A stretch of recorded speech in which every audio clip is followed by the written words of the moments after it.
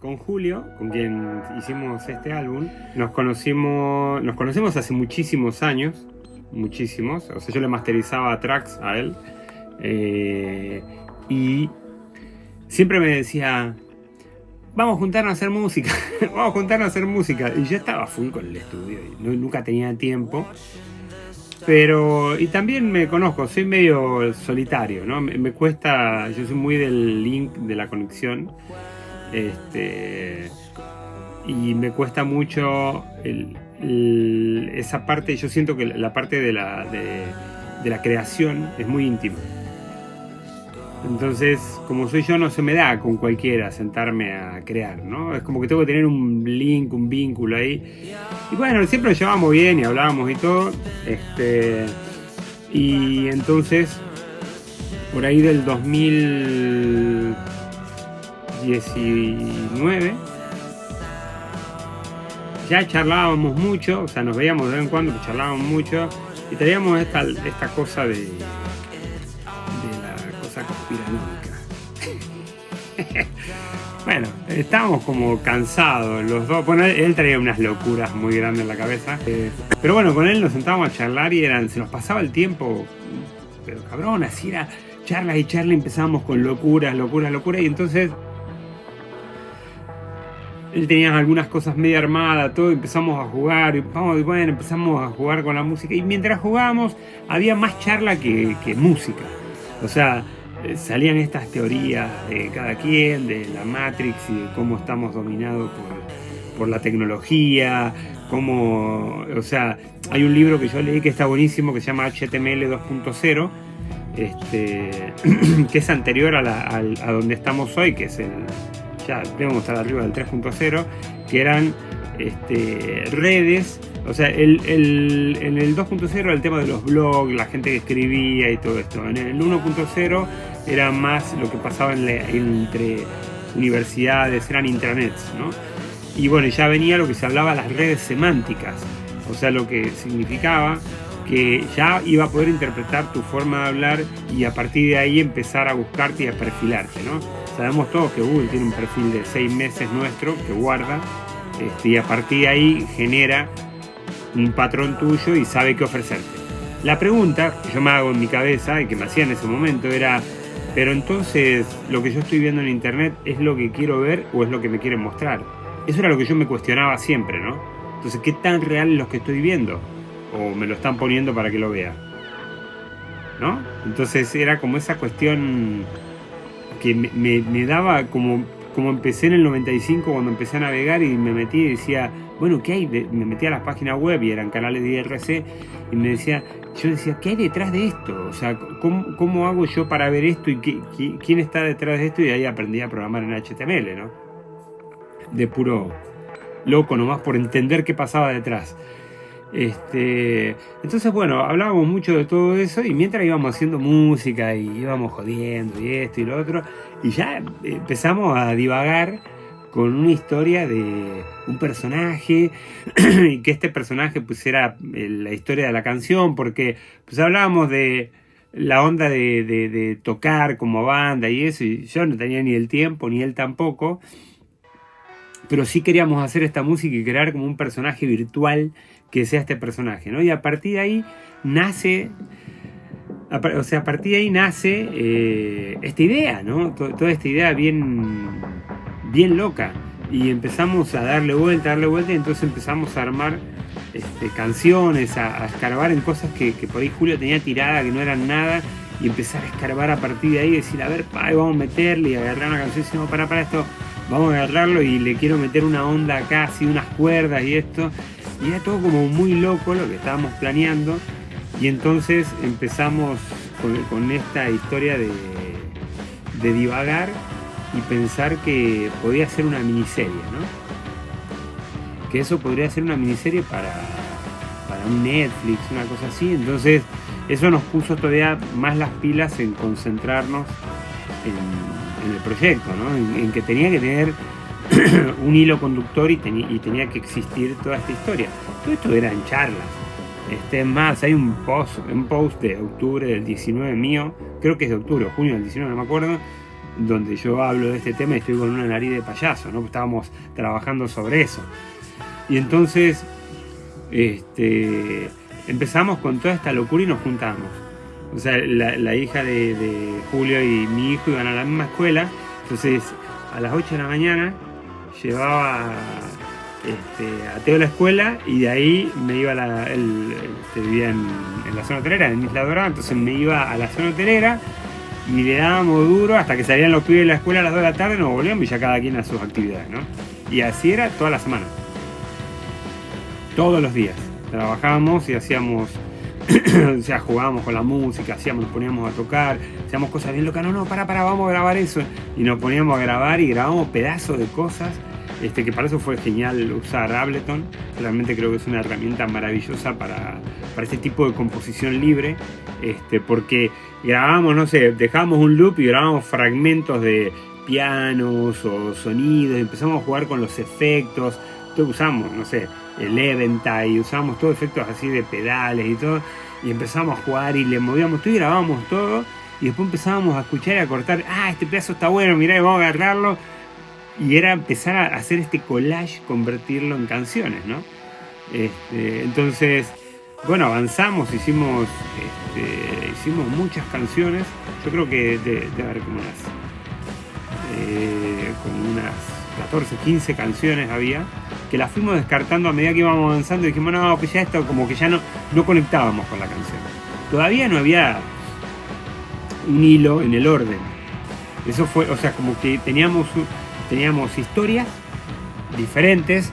Esta canción habla de que el loco esto y lo otro. Y teníamos como historias muy diferentes armadas y teníamos que encontrar ese hilo al final cuando nos dimos cuenta, ¿no? Porque estábamos dándole. Y cuando dijimos, bueno, esto ya hay que bajarlo a un disco.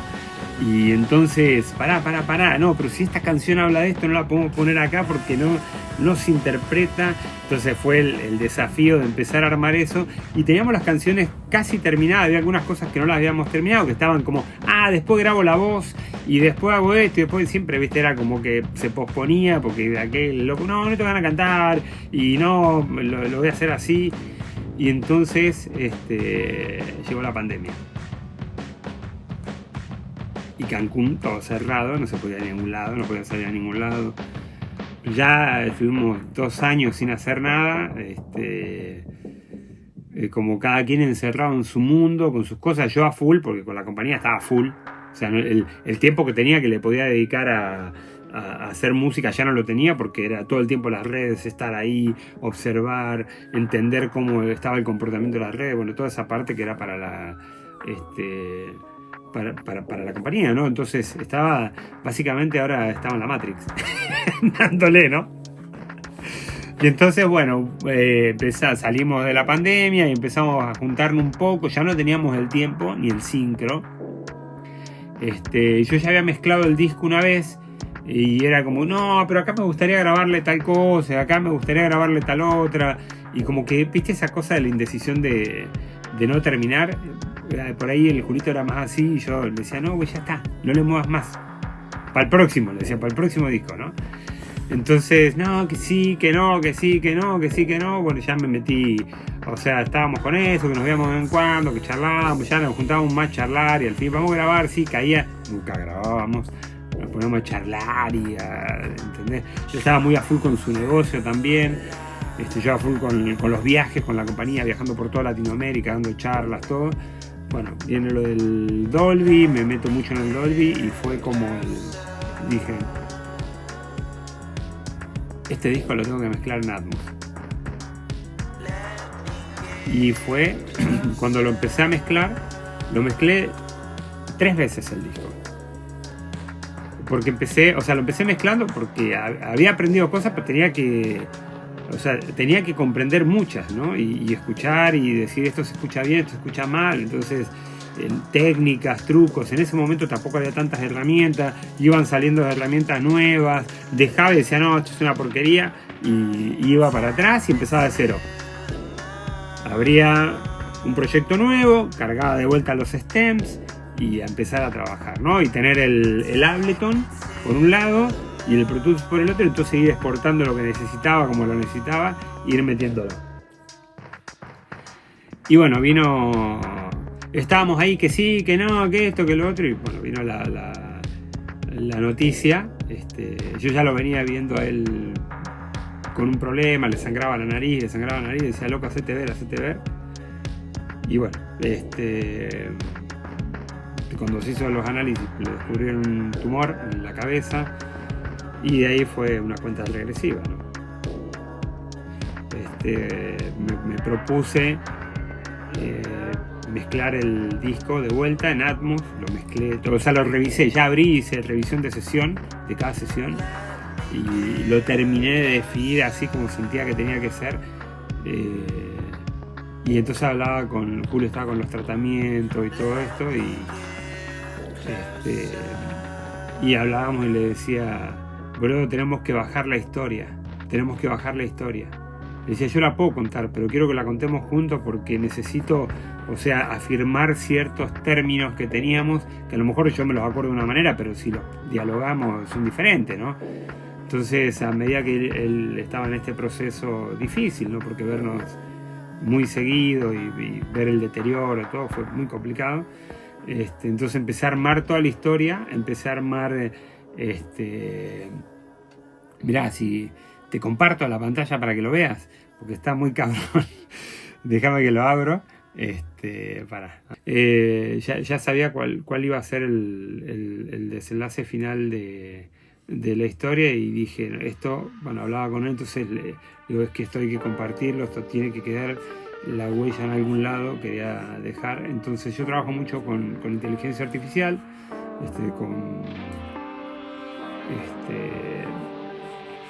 ya con algoritmos avanzados y todo. Entonces lo que empecé a hacer es, siempre tengo en pantalla acá al costado abierto el ChatGPT y empecé a charlar. Y entonces empecé una especie de, por decirlo así, análisis, ¿no? Le conté cuál era el objetivo, que era lo que estaba buscando, y le empecé a contar toda la historia, un poco como estoy contando ahora, empecé a contar toda la historia, lo que sucedió, cómo venía pasando esto con Julio, lo que yo venía viendo. Entonces le conté la historia de cada canción, le puse la letra y le conté el trasfondo de cada canción, qué significaba. Entonces empezamos al principio a hablar y me decía, bueno, y me tiraba medio una historia y me ponía algo como muy futurista, y yo le decía, no, es que esto no es el futuro, esto soy. Eso es lo que está pasando hoy. Entonces, él nació en los 70. Mr. Pink nació en los 70. Entonces quiero que partamos de ahí y entender que sus papás eran unos científicos y está la máquina esta que es la que cambia la percepción de la realidad. Entonces empezó a armar toda la historia y hablábamos, ¿no? Así hablando, como cuando hablaba con Julio, me ponía a hablar y era ir con esta locura más adelante y llegar a este punto de decir, bueno, vamos a empezar a escribir. Empezamos y empezar a revisar canción por canción todo lo que sucedía. Yo se lo iba pasando a Julio y al final el mensaje es bien interesante porque si te das cuenta, Coldness, que es la penúltima canción, iba a ser la última canción del disco, a través de todo este viaje, ¿no? Pero es como una canción clave. Él le dice, él habla con el código y le dice, ok, yo sé que sé lo que sé y sé que es un engaño donde vivimos y todo esto, pero yo me quiero quedar, no me quiero ir, me gusta estar acá, no me quiero ir. Y entonces la máquina le dice,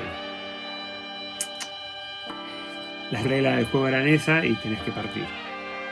Entonces eso habla básicamente de la partida de este plano, ¿no? Y después él grabó como 5 meses antes de fallecer, grabó Players of the Universe. Entonces esa canción la mezclé y no le quisimos hacer nada. Él me decía, no, pero así no. Y yo le dije, no, esto tiene que ser así, güey, así como está.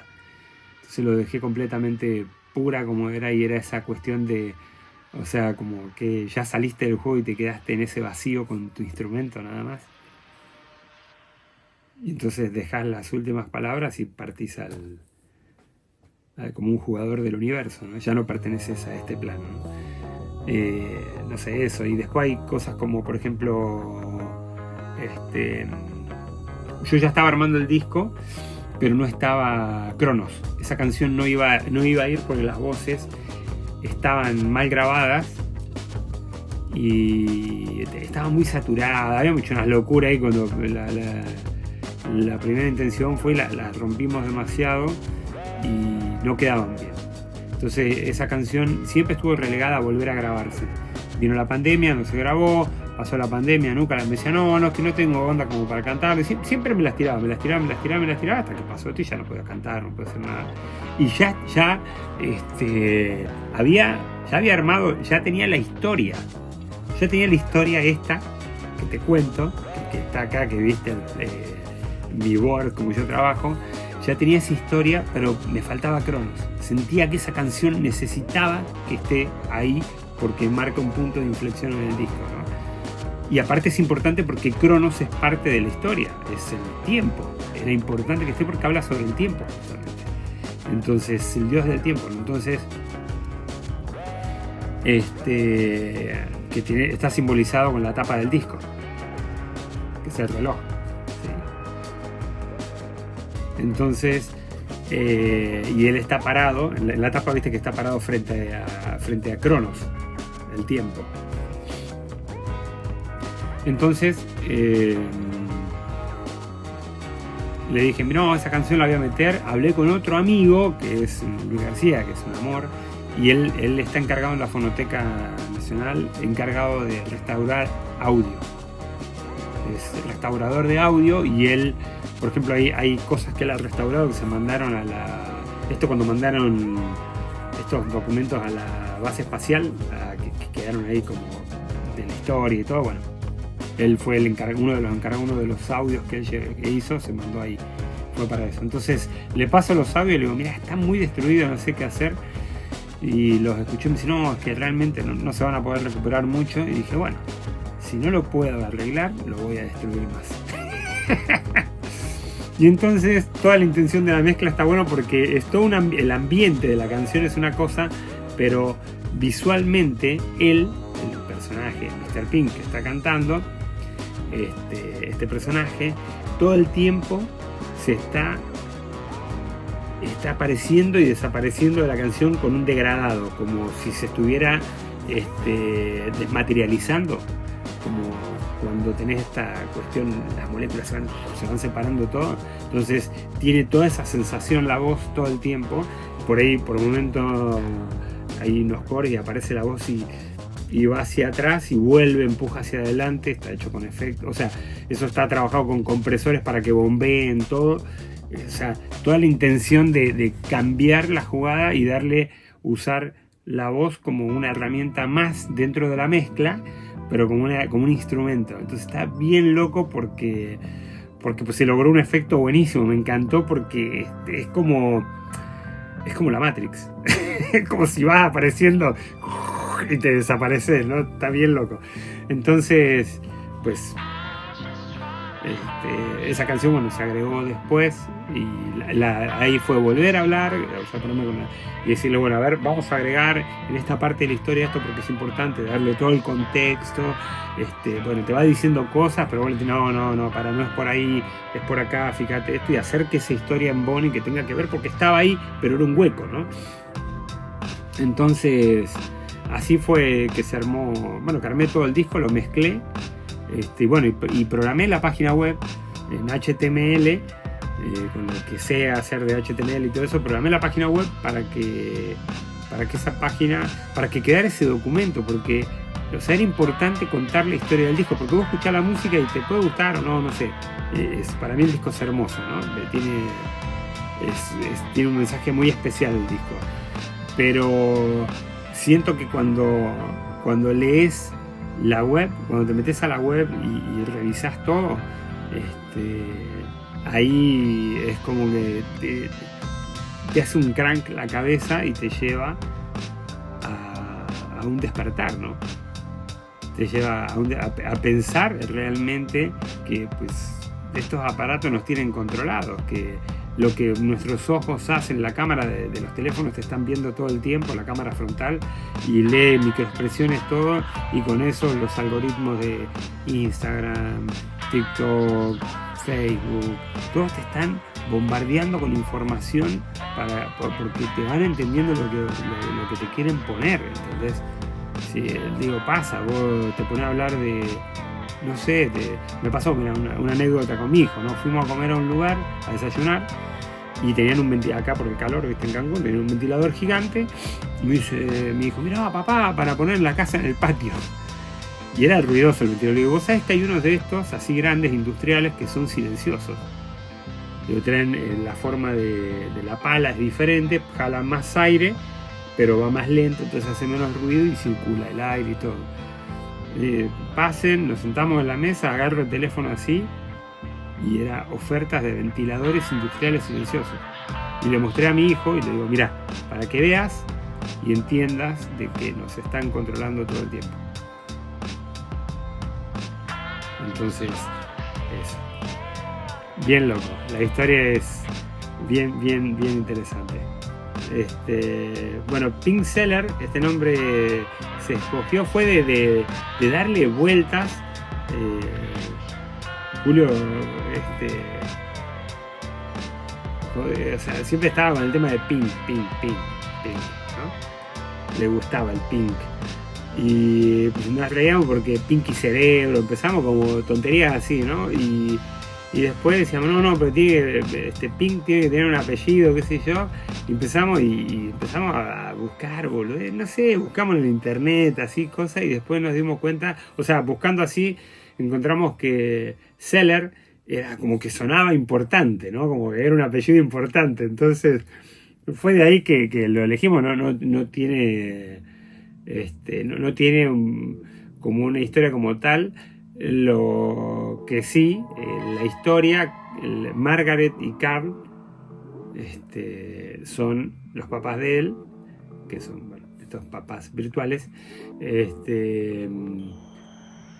son los nombres del abuelo y la abuela de Julio. Él me dijo, no, se llama, mi abuelo se llama, bueno, le vamos a ponerle, está buenísimo.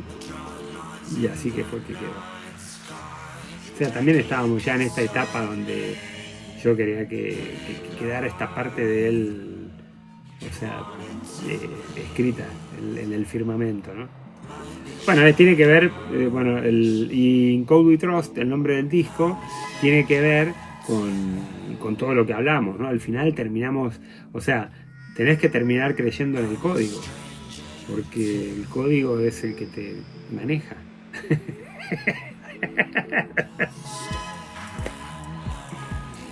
El concepto sonoro del disco fue bien interesante porque creo que pasa esta historia de cuando estás haciendo cosas más electrónicas, ¿no? del kick en negras y la secuencia, y no buscábamos eso. Había gustos personales, yo full con Steven Wilson, con toda la historia de, o sea, a mí me encanta la onda sinfónica, el rock sinfónico, todo. Digo, Steven Wilson hace eso hoy, ¿no? O sea, hay proyectos así que son historias que se cuentan, que son viajes, y hay temáticas y no tiene que ver una cosa con la otra, y la búsqueda de no hacer nada comercial también, y gustos personales de los dos, ¿no? Escuchábamos música los dos y nos gustaba como escuchar más o menos la misma música, no sé, Arctic Monkey, no sé, Tame Impala, escuchar de todo, ¿no? Y hacer toda esta mezcla y mezclar los sintetizadores y los modulares y la guitarra y el bajo,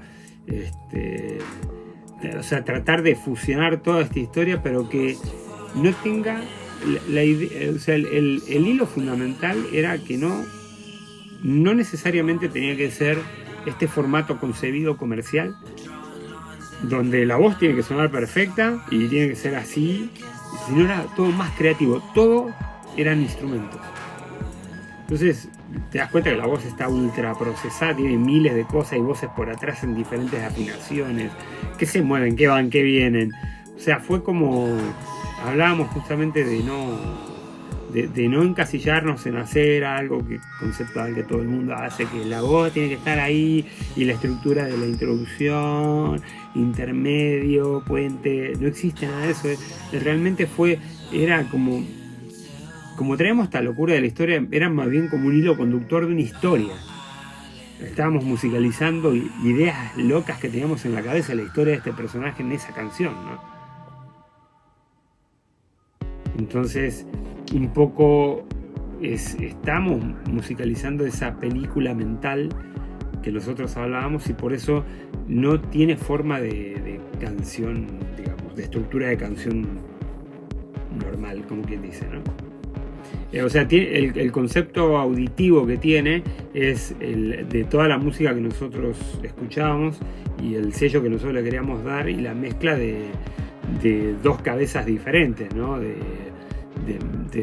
Por ahí yo vengo más de la parte mucho más melódica, armónica, y coherencia con todo eso, y Julio venía con la guitarra y las máquinas también, y él empezó con el tema del modular y jugar. Entonces era, a ver, ¿cómo es esto? Vamos a ponemos jugar, hacer, qué bueno que está ese ruidito ahí que hace, vamos a samplearlo, y grabamos y pegamos. Entonces una cosa empezó a llevar a la otra, y no había un criterio de decir, esta música tiene que sonar así.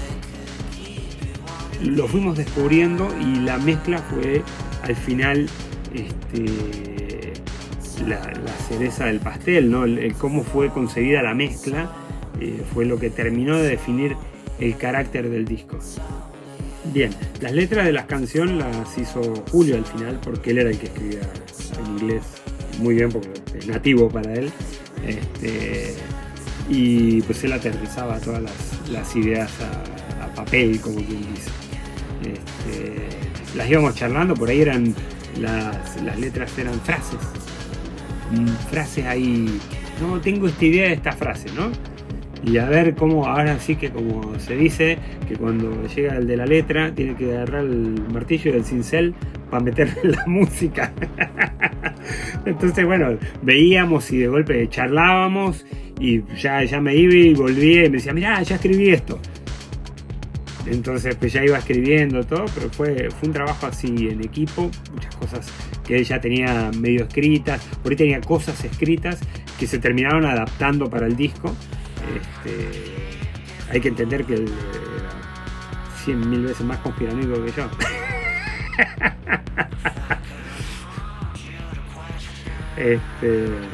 Bueno, creía que la Tierra era plana. Yo eso no lo creo, pero bueno. Eso no va, por favor, pero bueno. Una cosa es el disco, que fue armado así como te comentaba, y la historia fue algo que fue un desafío que yo me puse, porque pues él ya estaba partiendo, digámoslo así, estaba en ese proceso y ya no escuchaba de un oído, no podía leer porque el tumor en la cabeza era muy grande y ya le presionaba los ojos, todo. Entonces yo me encargué de hablaba con él y tomaba nota, y eso después lo bajaba con ChatGPT y charlábamos y decía, a ver, esto. Entonces armé toda la conceptualización de la historia, de toda la página web, escribí, bueno, toda la historia que está en la página, ¿no? Hice la página para que esté la historia y para que salga con el disco. Entonces salió todo junto. Fue un trabajo de loco porque lo hice en 15 días. No dormía, estuve 15, avisé que iba a estar como muy desconectado, y estuve 15 días full, mañana, tarde y noche trabajando sobre toda la historia, cambiando, leyéndola. Sí, no, acá me fui, volver, no es por ahí, a ver, vamos por acá, y volver a poner y volver a agarrar y probar, no, esto no me gusta, no, vamos por acá. Entonces armar todo ese hilo conductor fue muy estresante, pero bueno, al final cuando lo leía decía, o sea, yo yo entraba en el viaje y me viajaba, ¿no? A pesar de que estuve ahí escribiendo todo eso, pero o sea, me permitía, que es lo que me gusta a mí cuando hago música o cuando mezclo en Atmos, es el hecho de perder la conciencia, como así decirlo, y que me atrape lo que estoy haciendo y de golpe estar flotando de adentro, y eso me pasa mucho con el disco y con toda la historia, ¿no? Si yo tuviera que recomendarle a alguien qué es lo que vale la pena de este disco, es que se tome 45 minutos de su tiempo, cierre los ojos y ponga play. Y le puedo asegurarte de que, y a esa persona le puedo asegurar que va a ser un viaje en el cual va a perder la noción del tiempo, y cuando llega la canción final va a decir, ¿ya terminó? ¿Ya pasaron 45 minutos? O 50 y pico minutos, no sé cuánto era, más o menos por ahí. Pero es eso. Y después meterse en la página web, leer la historia del disco y viajar el disco ahora con un guía planetario, que es saber la historia.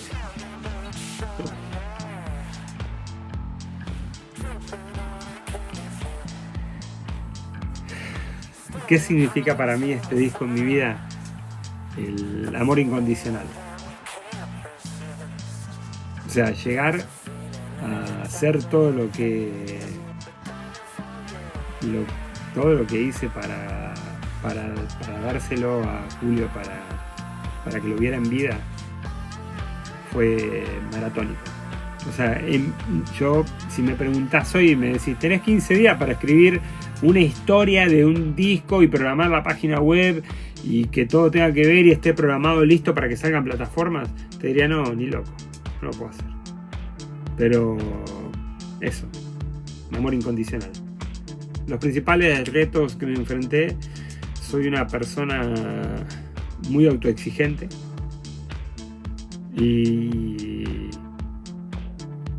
quería que, como me gusta siempre, que sean las cosas claras. Me encanta que las cosas sean digeribles, fáciles de entender por más complejas que sean. Entonces, bajar toda esta historia compleja, entender cómo iba a ser este diagrama, esta forma de explicar. Por eso uso por eso hago mis mapas mentales, porque necesito acomodar todo y decir, ok, entender cuál es el hilo conductor que va a llevar una cosa con otra.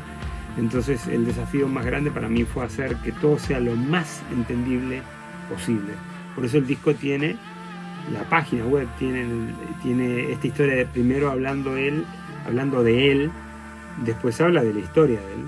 O sea, él se presenta al principio diciendo quién es y qué hace.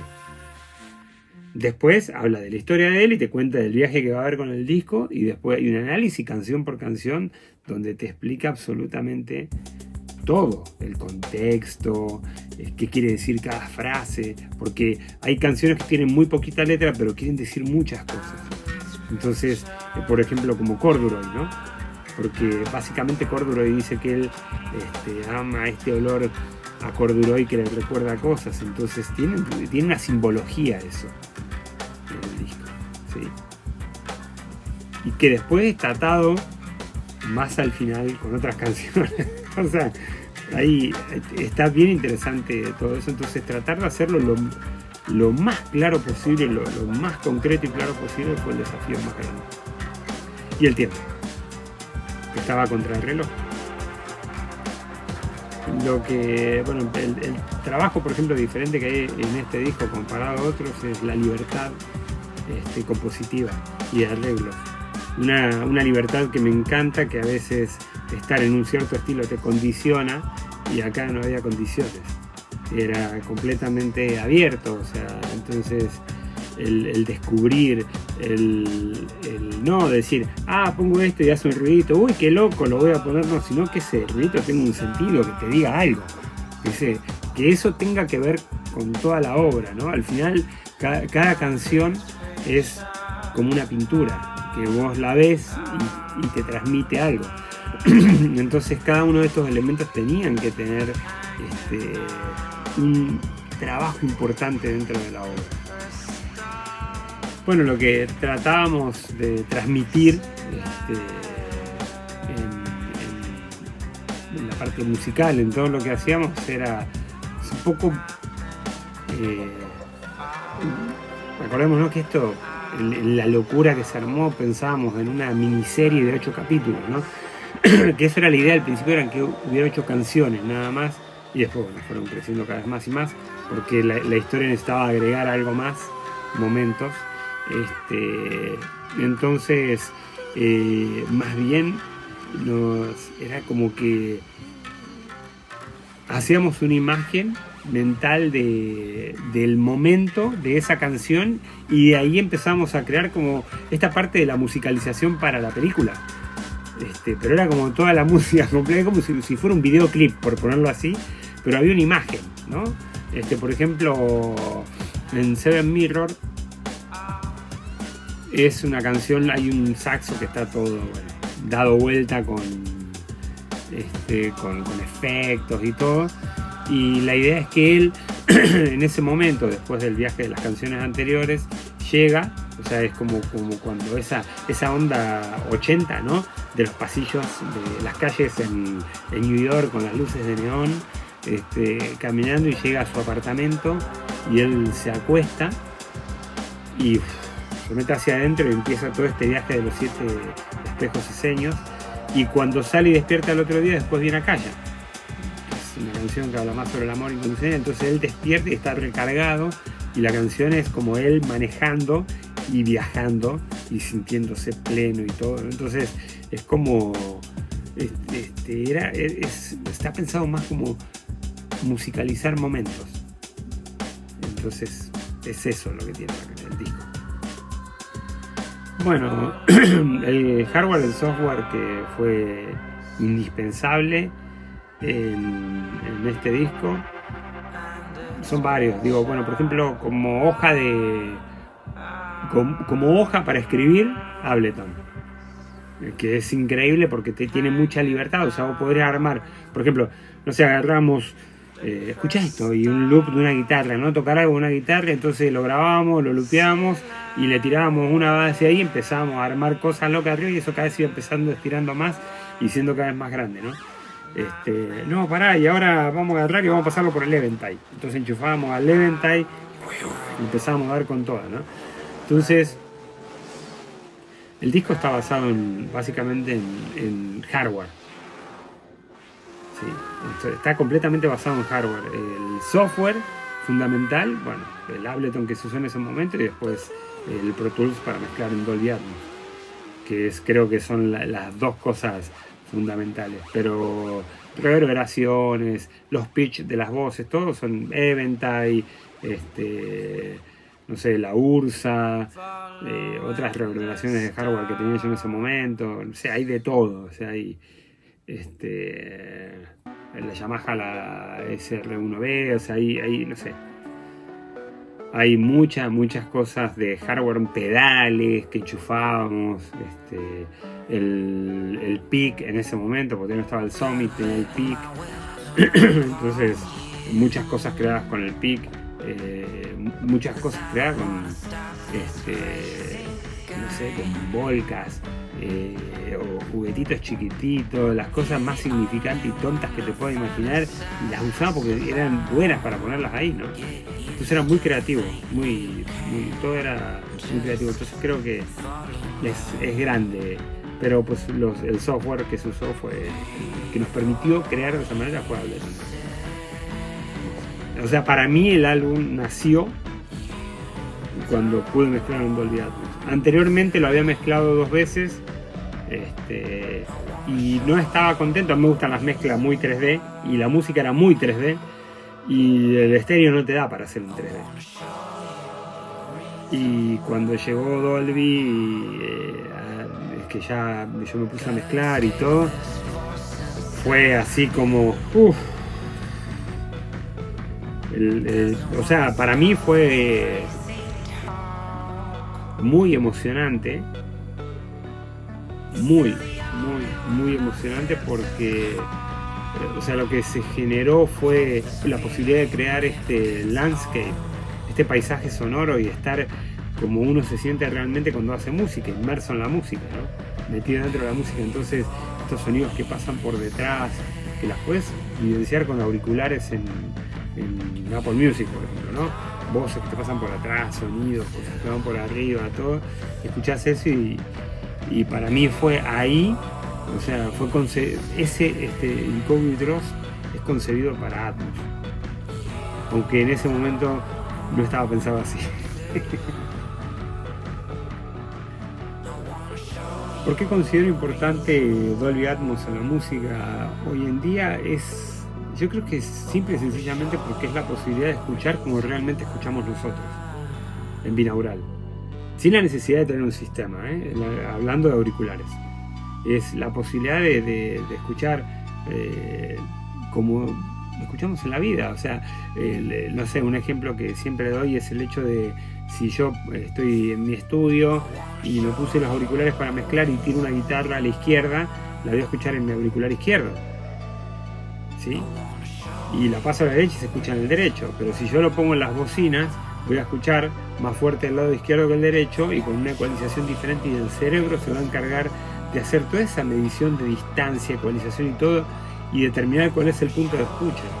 Y eso es algo que está innato en nosotros. Si alguien te habla de atrás, vos te das vuelta y sabés, o cae algo atrás tuyo, tenés una noción de a qué distancia está y de qué lado se cayó. Cualquier cosa que pase en la calle, todo.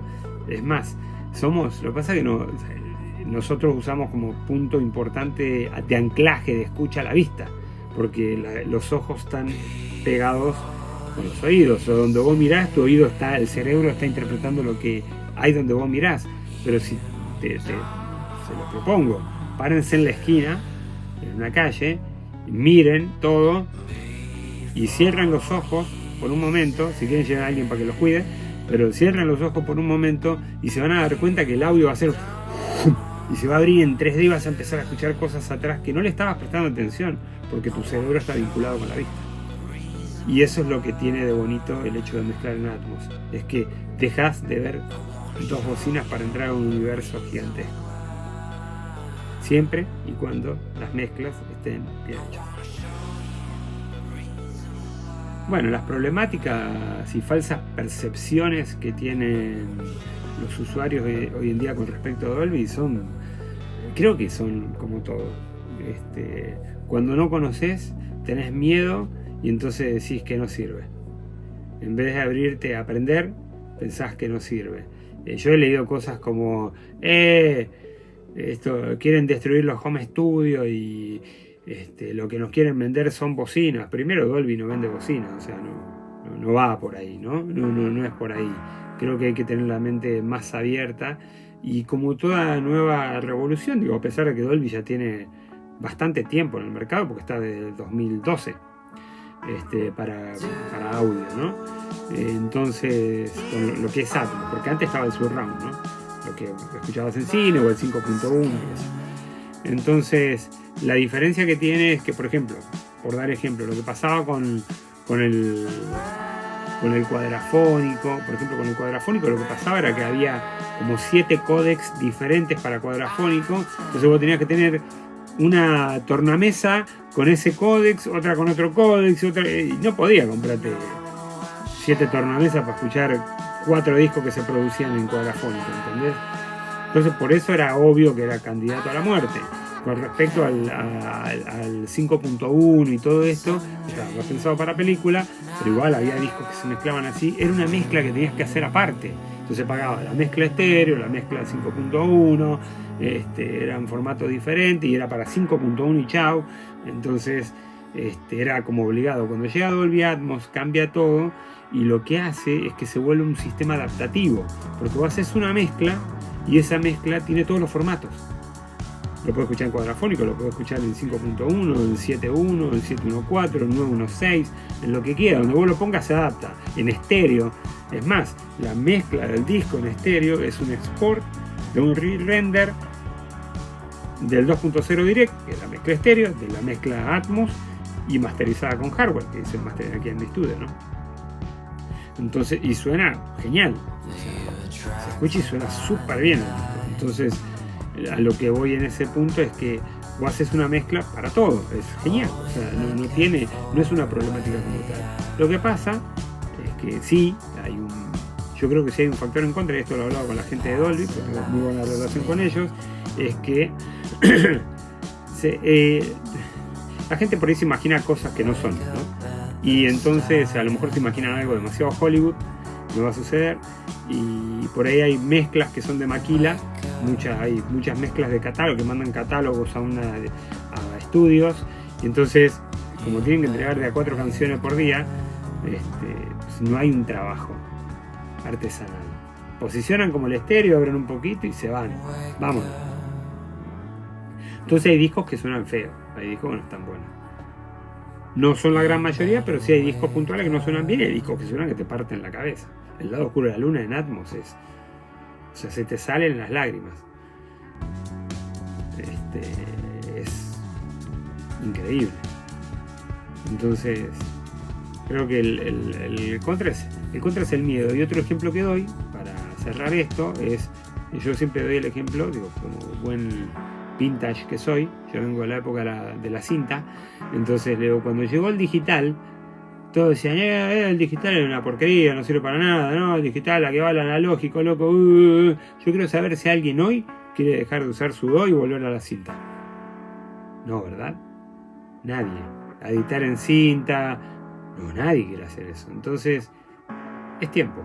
Ya cada vez, o sea, ya está, ya es un formato que no se va a ir, que ya quedó y está evolucionando. Ya se están transmitiendo partidos de fútbol, además. El mundial que viene se transmite en Dolby Atmos. Entonces, ya, ¿qué quiere decir esto? Que ya hay cada vez más dispositivos con Dolby Atmos. Televisiones, teléfonos, bocinitas, entonces ya está haciendo más, se va estandarizando poco a poco. Es un proceso, no podemos hacer un cambio de un día para el otro, pero es un cambio que se va dando, ¿no? Mi track favorito del disco, es que está complicada esa pregunta.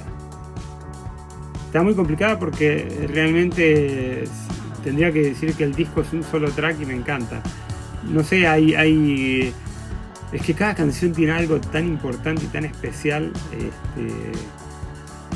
No sé, Coldness, el viaje, todo lo que tiene, el viaje al final, como si iba a ser, por ejemplo, la última canción del disco. El viaje que tiene está bien interesante porque al final hay una cola muy larga y hay unas voces que vienen, pero es justamente todo este camino final cuando estás dejando este plano, ¿no? Entonces es muy introspectivo todo ese final. Me encanta cómo entra todo. Bueno, Coldness, por ejemplo, tuvo como 3 versiones completamente diferentes, porque nos gustaba pero nunca nos terminaba de llenar. En Coldness, por ejemplo, el bajo lo grabó un amigo, Oscar, que es un sesionista, y le digo, che, necesito grabar un bajo para una canción. Me dice, bueno, pero estaba en un crucero tocando, entonces estaba en la Antártida, ¿no? Y él me grabó el bajo y me lo mandó, que también lo hice con otro artista eso, pero me lo mandó me mandó el bajo en MP3 porque no tenía para transferir datos, ¿viste? Entonces me lo mandó así, yo lo agarré y lo reconstruí todo y le di la onda para el disco y quedó súper bueno. Entonces eso, bueno, no sé, canciones como Akaya me encanta, es súper viajera, las guitarras, hay una guitarra que te entra todo el tiempo, es como estás en el viaje y una guitarra sale cruda así al frente, como si fuera una gilet cortando y llegué apareciendo ahí. No sé, es que hay tantos momentos en todo el disco que hay cosas puntuales que son súper lindas, que están ahí, todas tienen algo. Entonces no tengo como una favorita, se me complica. Me encanta cómo abre el disco, por ejemplo. Me vuelve loco cómo abre el disco, o sea, es increíble. La canción por ahí que tenés como ese amor cansancio puede ser Corduroy, que le dimos tantas vueltas, porque aparte las baterías se mandaron a grabar, y romperlas y volverlas a meter, y el loop está hecho de una manera que está cortado mal para que tenga como un movimiento todo el tiempo para que no sonara loop, y esa batería está repetida varias veces en diferentes capas con distorsiones, todo. Entonces suena como si fuera mucha gente tocando a la vez. Y no sé, esa canción por ahí la trabajaba y como era tan cíclica, llegaba un punto que me cansaba y decía, bueno, ahora viene el disco, no sé, Corduroy. Y decía, no, bueno, pero cuando ibas a hacer así para decir la pásala que sí, no podía, porque no, porque esto tiene esto. Entonces, no sé, es como que no sé, Mirror, el sax con el piano es como, no sé, es como muy tanguero, pero no sé, es muy loco eso. Closer está bien loca también, la voz que te da vuelta. No sé, el tema este que se llama Extraños en mi piel también es como las voces todas así locas de un lado del otro. Bueno, el Atmos las tenés por arriba, por el costado, por todos lados, está impresionante. Entonces siento que cada canción tiene lo suyo. Bueno, y finalmente Player of the Universe, que no tiene una producción como tal, pero tiene un mensaje importantísimo, ¿no? Entonces, y siento que es la cereza del pastel, es como el switch que apaga la luz. Eso. Bueno, los invito a que participen en el curso que voy a dar de mezcla en Dolby Atmos con auriculares para entender todo el universo binaural, y no se olviden de ver otros cursos en coaching de producción y asesorías personalizadas que son excelentes. Los espero. Y no se olviden de escuchar Encode y Trust, que el disco es increíble, y vean la página y lean la historia, porque les va a volar la cabeza. La página es pinkseller.com, acá. Y bueno, disfrútenlo. Los veo en el curso. Bye.